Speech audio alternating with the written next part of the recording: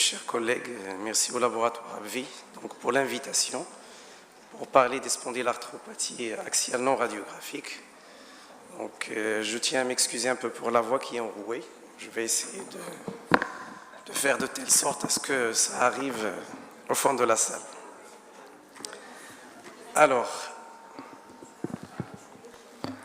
nous allons commencer par deux cas cliniques. Le premier cas, c'est un patient de 34 ans qui est fonctionnaire à la mutuelle. Vous allez voir, ça a des avantages, mais ça a aussi des inconvénients. Et qui n'a pas d'antécédent particulier et qui vient pour des lombophysalgies. Donc son histoire clinique remonte à 3 ans, sans qu'il y ait de facteurs déclenchants préalables par l'apparition de lombalgie inflammatoire. Au début, il répondait aux ANS, comme toute lombalgie. Il n'y avait pas de signes extra-articulaires. Et depuis 1 an, la douleur devient de plus en plus rebelle, et ce malgré le changement de famille d'ANS. Il en est passé par 3 familles. Quand on l'examine, il y a une raideur lombaire avec une distance main-sol à 17 cm, un indice de Schubert à 10+3. Les radiographies aussi bien du bassin et du rachis sont sans particularité. Il a un syndrome inflammatoire avec une VSA 30, une CRP à 8. Alors le typage HLA-B27, comme il est à la mutuelle, il profite parfois de se faire des examens, donc c'est lui qui l'a fait, et il est revenu négatif. Et l'on a profité aussi pour faire une IRM, qui montre cette fois-ci un œdème avec un aspect inflammatoire qui est compatible avec une sacroiliite bilatérale. Donc il arrive à la consultation. Quelle est la conduite à tenir devant ce patient? Deuxième malade, toujours sujet de sexe masculin, 26 ans, jeune, qui a quand même un passé chargé, un tabagisme chronique à 10 paquets années. Et au moment où il a été hospitalisé, il continue à fumer. Donc c'est un patient qui est adressé par son ophtalmologue pour un complément de prise en charge. Quand on l'avait interrogé, il avait des antécédents familiaux. Il a aussi une sœur que sa maman qui ont été suivis, qui sont suivis pour une spondyloarthrite. Et lui aussi, il se plaignait de lombalgie. C'était des lombalgies anciennes, mais comme il avait des traitements sous la main de la famille, il en prenait de temps à autre, ce qui lui convenait parfaitement. Il y avait une réponse aux ANS. En fait, ce qui était inquiétant, c'est que l'ophtalmo, ayant constaté 3 épisodes d'uvite, il l'avait adressé en rhumatologie, et ceci malgré un traitement corticoïde à la fois local et par voie générale. L'examen là aussi trouve une raideur avec un Schubert à 10+3, la distance main-sol à 10 cm, les manœuvres des sacroiliaques négatives, les radios du bassin et l'ensemble du rachis, y compris la charnière dorso-lombaire, sont revenus sans particularité. L'IRM du rachis et du bassin, cette fois-ci, sont tout à fait normales. Le patient a un syndrome inflammatoire, quoique modeste, et il est typé HLA-B27 positif. Il arrive à la consultation pour prise en charge. Alors, je vous laisse penser un petit peu, une ou 2 petites minutes, pour ces cas cliniques, sur lesquels je vais revenir en fin de présentation. Alors, ceci nous amène à parler un petit peu des spondylarthropathies axiales non radiographiques, qui reste quand même une entité qui est bien définie et qui rentre bien dans les classifications des spondyloarthropathies, des spondyloarthrites. Et ceci, tout le mérite revient à un groupe français des études génétiques sur les spondyloarthropathies qui a pu identifier cette entité et il a permis de la classer parmi les autres formes de spondyloarthropathie. C'est une entité à connaître pour 2 raisons. C'est que quand on connaît ces formes-là, on peut les prendre en charge à un stade précoce. Et on est tous d'accord actuellement qu'il y a aussi une fenêtre d'opportunité qui a été initialement décrite dans la polyarthrite rhumatoïde. Et là, donc, même pour les spondyloarthropathies, on en parle. Donc, le revers de la médaille, c'est que parfois, donc, on est amené à traiter par excès certains patients qui ne développeront jamais donc, de lésions radiographiques. Donc vraiment, il y a un exercice donc, quotidien pour le rhumatologue, pour le praticien, pour à la fois faire le diagnostic et ne pas tomber dans l'excès pour traiter donc, des spondyloarthropathies non radiographiques qui ne sont pas de vraies spondyloarthropathies. Alors la classification, donc là je ne vous apprends rien, donc c'est des choses qu'on connaît tous. C'est pour revenir un petit peu sur cet aspect-là, donc les spondyloarthropathies axiales non radiographiques, sans sacro-iliite radiographique, mais toujours est-il, il va falloir penser à ajouter donc des éléments extra-articulaires, entre autres par exemple une uvite, un psoriasis ou une maladie inflammatoire chronique de l'intestin qui peut nous aider, qui peut nous orienter éventuellement dans le diagnostic de ces formes-là. Donc pour le groupe d'Assas, la définition passe aussi bien par des lombalgies qui sont chroniques au-delà de 3 mois, et bien sûr c'est un sujet jeune, donc de moins de 45 ans. En passant par le bras imagerie, donc on va aller à la sacro-iliite, donc à l'IRM, donc peut être positif ou négatif. Sinon, on passe par la voie biologique, celle de l'existence de l'inflammation, une CRP par exemple, et surtout de la génétique, donc du HLA B27. Donc on voit donc, la sensibilité et la spécificité donc, de ces critères qu'on connaît tous, et surtout pour arriver à étiqueter donc, si vous voulez, deux catégories, les spondylarthrite axiale non radiographique sans sacro-iliite IRM, et c'est là où la biologie donc, va prendre tout son intérêt, ou avec une sacro-iliite à l'IRM, donc là on est un peu plus orienté, on est plus aidé par l'imagerie, autre que les radiographies standards, autre que le scanner, donc c'est l'IRM qui va pouvoir trancher dans ces situations-là. Alors j'ai essayé de voir un petit peu quelle a été la prévalence donc, de ces formes, et il n'y a pas beaucoup d'études donc, qui parlent de ça. Donc on voit qu'au Japon, pratiquement c'est de 0,01% donc, de la population. La plus grande fréquence donc, nous vient du Canada, ce sont donc les populations indigènes donc, au Canada qui ont le plus de prévalence de la maladie. En Europe, c'est autour de 0,3 à 0,9%. Et quand on a vu un petit peu le lien commun entre ces populations, c'est un petit peu calqué sur la fréquence, si vous voulez, donc du typage HLA-B27 qui était donc prépondérant dans ces populations.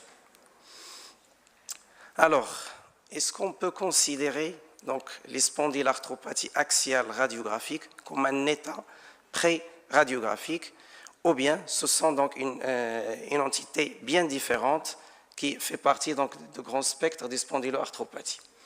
Donc il y a une hypothèse donc, physiopathologique qui essaye un petit peu d'expliquer ces formes-là.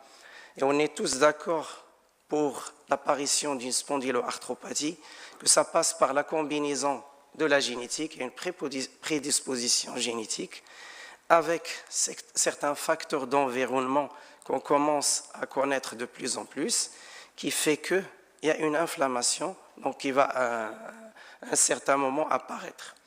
Alors au début, ça peut passer donc, par les phénomènes donc, non radiographiques, donc on peut avoir une inflammation sans qu'on ait des lésions radiographiques. Mais pourquoi donc, ces formes-là, donc à un certain moment, on peut avoir des ossifications, on peut avoir donc des scènes dysmorphiques qui vont s'installer. Alors, donc la question actuellement qui se pose, est-ce qu'effectivement on est en train de faire face à des gènes d'ossification? Il y a des gènes de prédisposition de la maladie, mais il y en a d'autres qui vont être favorables ou favorisants donc, de l'apparition de l'ossification. Et en fonction de oui ou non donc l'expression de ces gènes, en fonction également de je dirais donc la densité de ces gènes, on pourrait avoir donc deux cas de figure.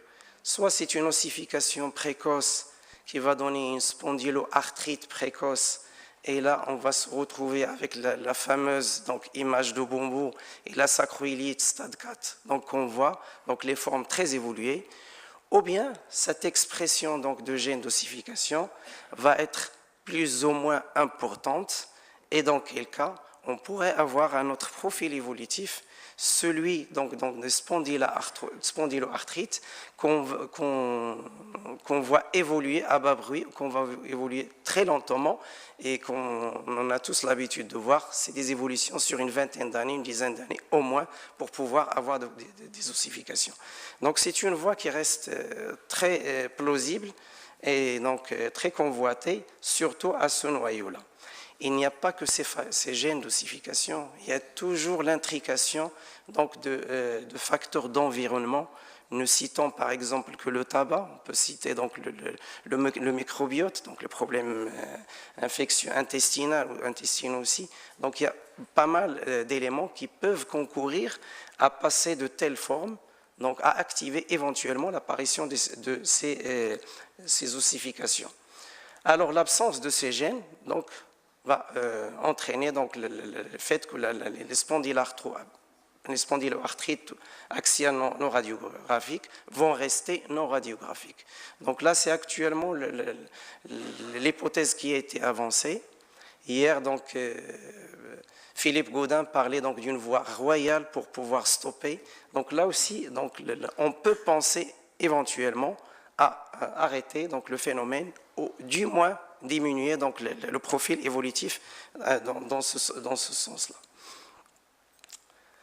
Alors, quel est l'intérêt donc justement de distinguer cette forme? Parce qu'avant, on prenait nos malades à ce stade-là.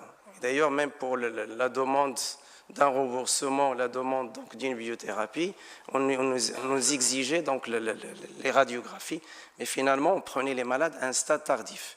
Donc, un petit peu le plus que vient ramener ces formes-là, c'est qu'on est parti un petit peu en amont pour introduire l'IRM, donc il va nous montrer donc, les signes d'une sacroiliite à l'IRM, et éventuellement donc, la biologie qui a son poids sur ces maladies-là.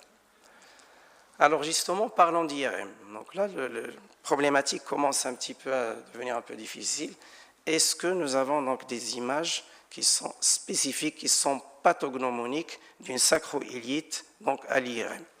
Donc, c'est un consensus. Donc, vraiment, ce sont des experts qui se sont réunis, aussi bien de l'OMERACT que de l'ASAS, pour pouvoir donc, donner une définition où tout le monde parle la même chose quand on veut parler d'une sacroiliite radiographique. En fait, c'est la présence d'un œdème des berges sacroiliaques. Quand je dis berge, ça peut être berge, donc versant iliaque que versant sacré, donc, qui peut être visualisé par un hypersignal en T2, ou la séquence TIR, donc c'est la séquence la plus utilisée, donc avec la saturation de graisse, c'est comme ça qu'on voit l'œdème osseux, donc on voit l'image, ou bien le T1 après injection de gadolinium qui va donner la même chose qu'une séquence STIR. Alors, est-ce que cette sacroiliite à elle seule, donc elle est spécifique?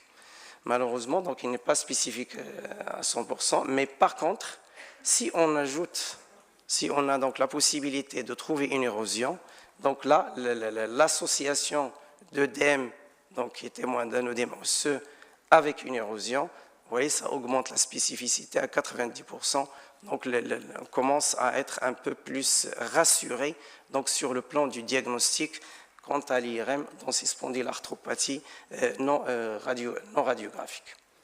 Quelques images, donc on voit, c'est donc sur le versant osseux qu'on voit de part et d'autre, donc cet œdème osseux.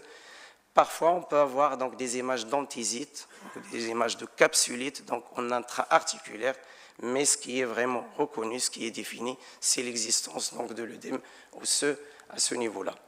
Parfois aussi, on peut avoir quelques érosions, donc là, si on a donc la possibilité de le voir, et surtout cette plage donc d'œdème osseux qu'il va falloir rechercher donc, au niveau d'une IRM des sacroiliaques.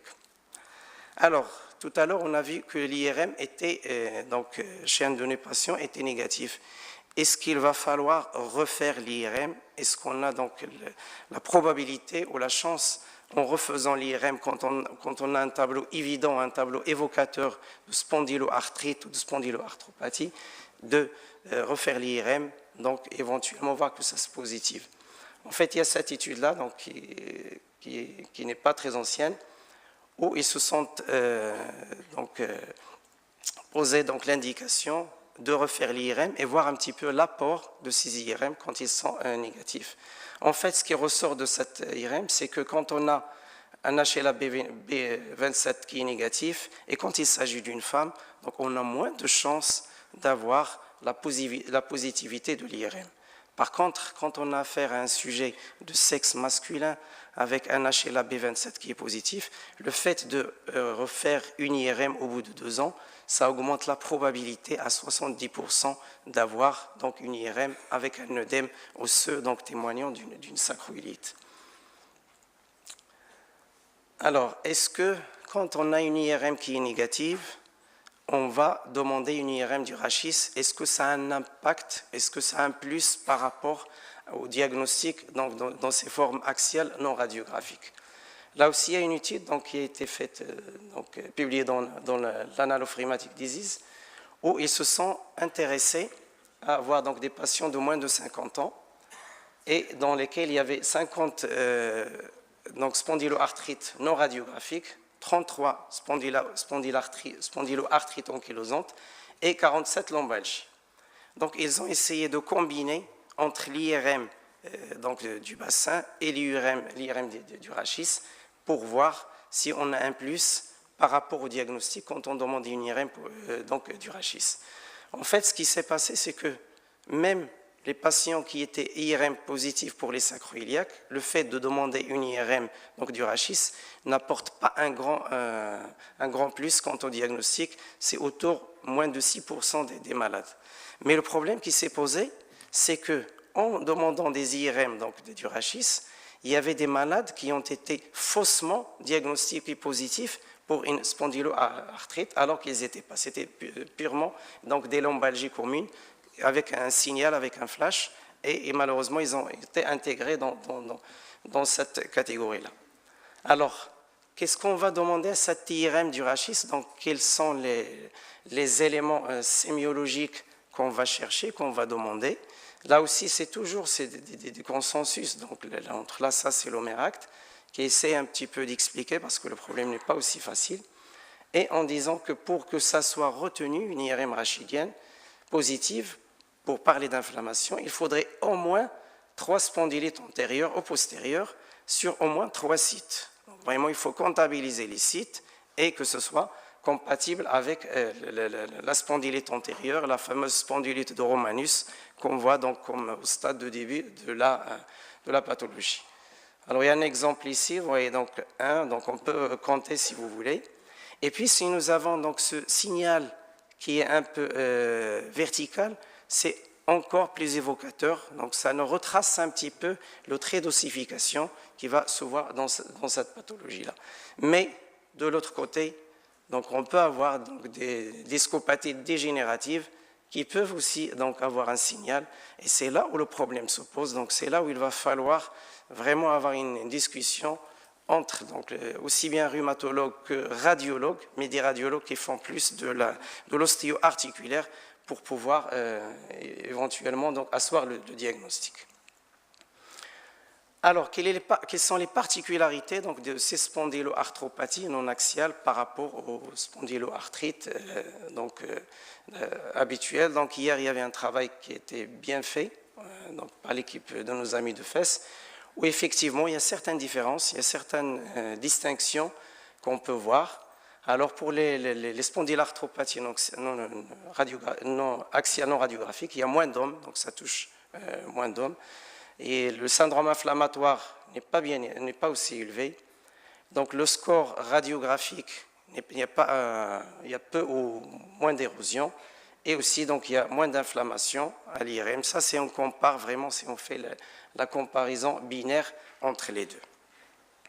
Alors, comment vont évoluer ces spondyloarthropathies axiale non radiographique. Donc si on laisse voir un petit peu les choses et l'évolution dans le temps, il y a au moins 10% donc, qui vont évoluer ou qui vont présenter donc, des lésions radiographiques dans les 2 ans à venir.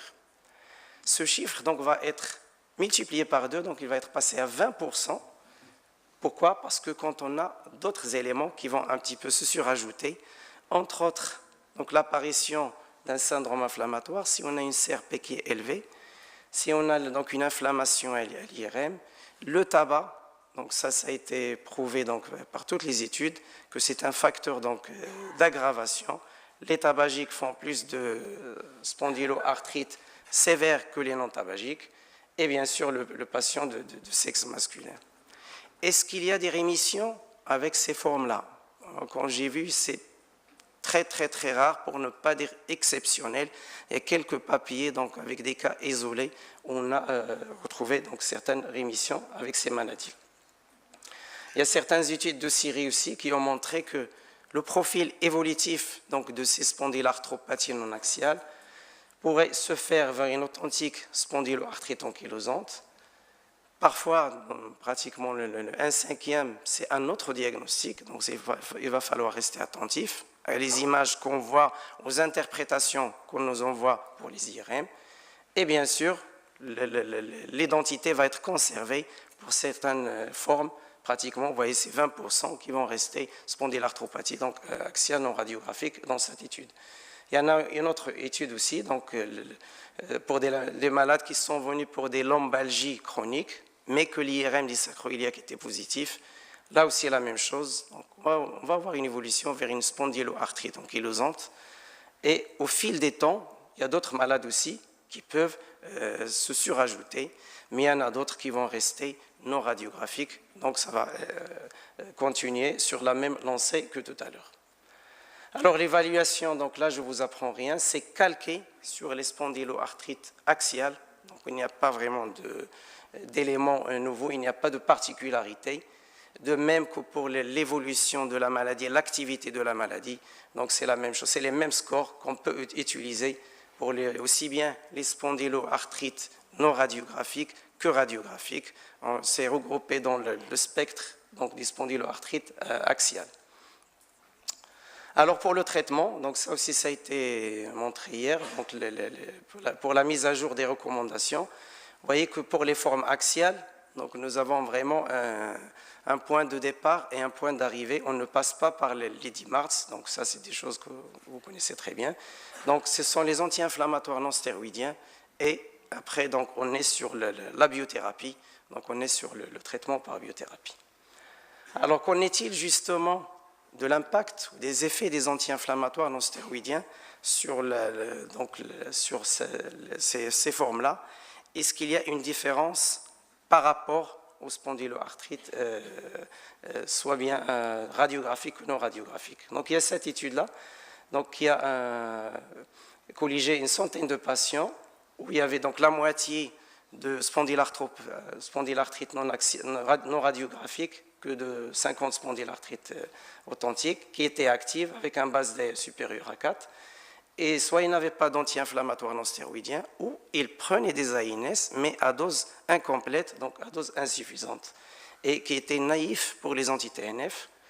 Alors ils ont été mis tous sous AINS à dose maximale, et l'évaluation a été faite donc une semaine après. Et quand les gens vont bien, quand les patients vont bien, on diminue, donc le base D est inférieur à 4. Ils ont été réévalués aussi à un mois, aussi bien cliniquement sur le plan inflammatoire que sur le plan IRM. Alors, qu'est-ce qui sort de cette étude? Qu'il n'y a pas de différence, donc il n'y a pas de réponse accrue dans un groupe par rapport à un autre groupe, donc tous répondent de la même façon, et il y a une absence d'effet sur la CRP et sur l'IRM. Ça, c'est un point important. Pourquoi? Parce que quand on veut refaire l'IRM et qu'on est malade sans sous AINS, on se pose la question, est-ce que j'arrête les AINS pour pouvoir faire l'IRM? Bon, c'est une réponse indirecte. On peut faire l'IRM tout en gardant les AINS, donc ça ne change pas grand-chose au problème.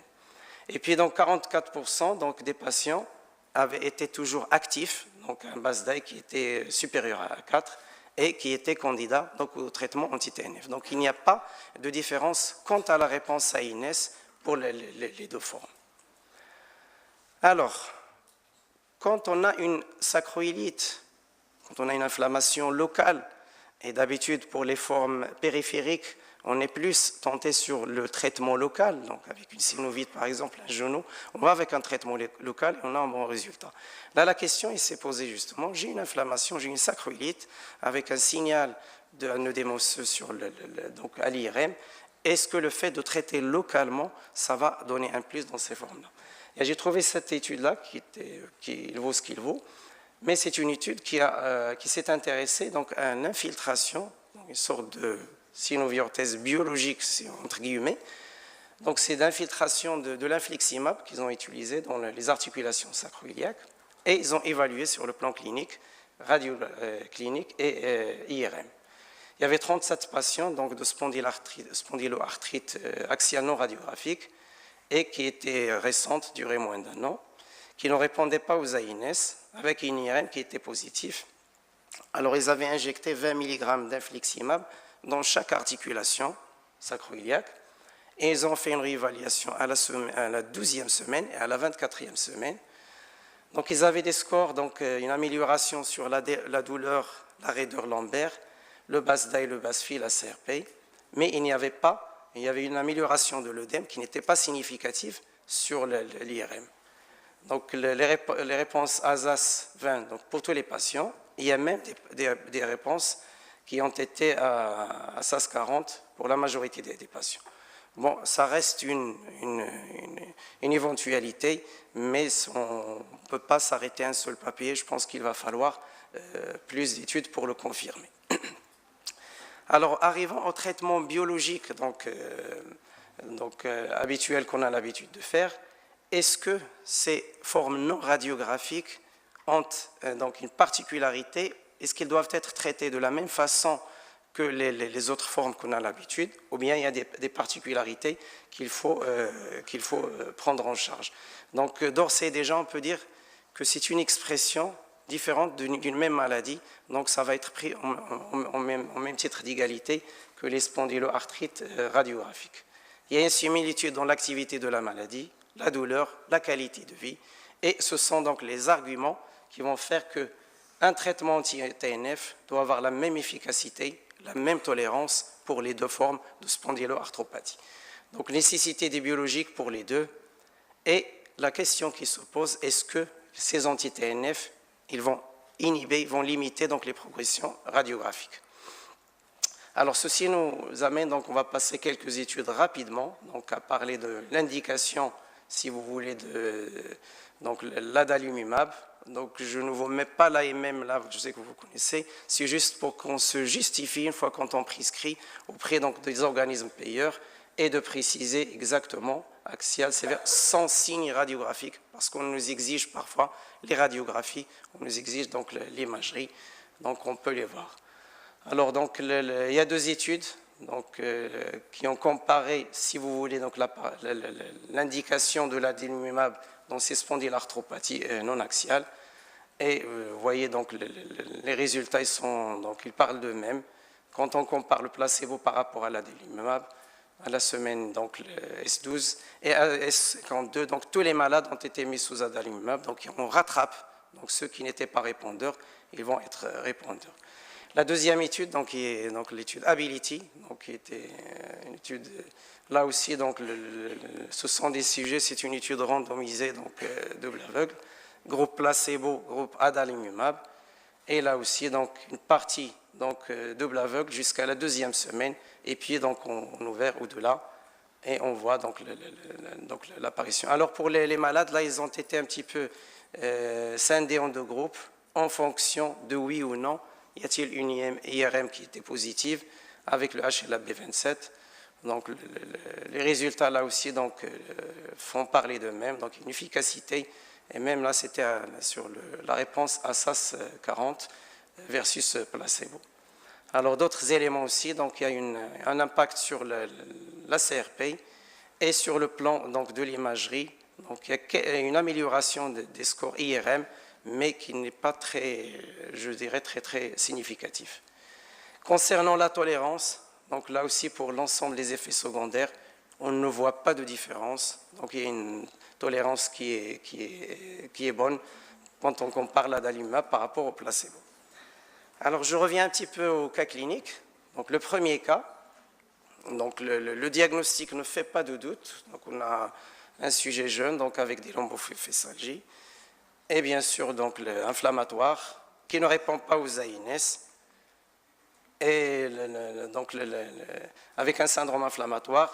Il avait une IRM, donc je vous disais c'est quelqu'un qui était un peu imprégné par la maladie. Il voyait un peu les cas cliniques qui passaient devant lui et il s'auto-identifiait, donc il se permettait un peu de faire des explorations cliniques et paracliniques. Donc le diagnostic, c'est une spondyloarthrite axiale non radiographique avec IRM positif. Donc on a mis avec adalimumab. Donc il avait bien répondu actuellement, il est à 6 mois de traitement. Le deuxième patient, c'est aussi ce jeune 26 ans, donc qui a un problème de tabagisme, antécédents familiaux donc de spondyloarthrite, et là aussi donc une réponse aux AINS, et qui vient donc pour une manifestation extra-articulaire, donc surtout son ophtalmo qu'il a adressé, avec une uvite antérieure, et les HLA-B27 positifs, donc on imagine un petit peu donc là, cette forme familiale, où il y avait et sa sœur et sa maman qui étaient porteurs de la maladie. Là aussi la même chose, donc le diagnostic c'est celui d'une spondyloarthrite axiale non radiographique, HLA-B27, mais il n'y avait pas d'IRM qui était positif, mais par contre il y avait une uvite, donc traitement par adalimumab, un contrôle ophtalmo satisfaisant, donc on était amené à arrêter les corticoïdes, et on avait du mal un petit peu pour le tabac, donc quelqu'un qui a du mal à sevrer. Là il est à 1 an, donc avec une bonne tolérance.